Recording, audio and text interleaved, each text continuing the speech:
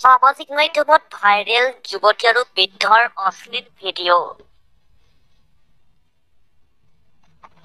বৃদ্ধৰ সৈতে অপকৰ্মত লিপ্ত হৈ যেন ভাইৰেল সুন্দৰী যুৱতী।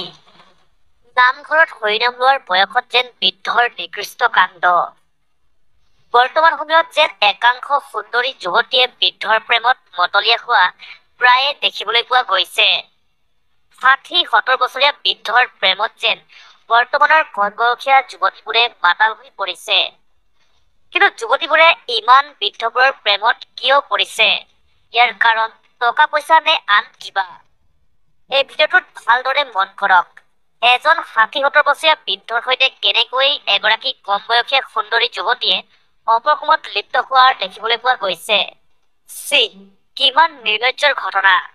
আপুনিও এই ভিডিঅ'টোৰ ওপৰত নিজৰ এটা মন্তব্য আগবঢ়াবলৈ নাপাহৰিব। সামাজিক মাধ্যমত ভাইৰেল যুৱতী আৰু বৃদ্ধৰ অশ্লীল ভিডিঅ'। বৃদ্ধৰ সৈতে অপকৰ্মত লিপ্ত হৈ যেন ভাইৰেল সুন্দৰী যুৱতী।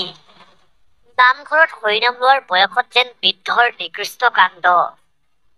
বৰ্তমান সময়ত যেন একাংশ সুন্দৰী যুৱতীয়ে বৃদ্ধৰ প্ৰেমত মতলীয়া হোৱা প্ৰায়ে দেখিবলৈ পোৱা গৈছে। ৬০-৭০ বছৰীয়া বৃদ্ধৰ প্ৰেমত যেন বৰ্তমানৰ কণবয়সীয়া যুৱতীবোৰে মাতাল হৈ পৰিছে। কিন্তু যুৱতীবোৰে ইমান বৃদ্ধবোৰৰ প্ৰেমত কিয় পৰিছে? ইয়াৰ কাৰণ টকা পইচা নে আন কিবা? এই ভিডিঅ'টোত ভালদৰে মন কৰক। এজন ৬০-৭০ বছৰীয়া বৃদ্ধৰ সৈতে কেনেকৈ এগৰাকী কম বয়সীয়া সুন্দৰী যুৱতীয়ে অপকৰ্মত লিপ্ত হোৱা দেখিবলৈ পোৱা গৈছে। চি, কিমান নিৰ্লজ্জৰ ঘটনা! আপুনিও এই ভিডিঅ'টোৰ ওপৰত নিজৰ এটা মন্তব্য আগবঢ়াবলৈ নাপাহৰিব।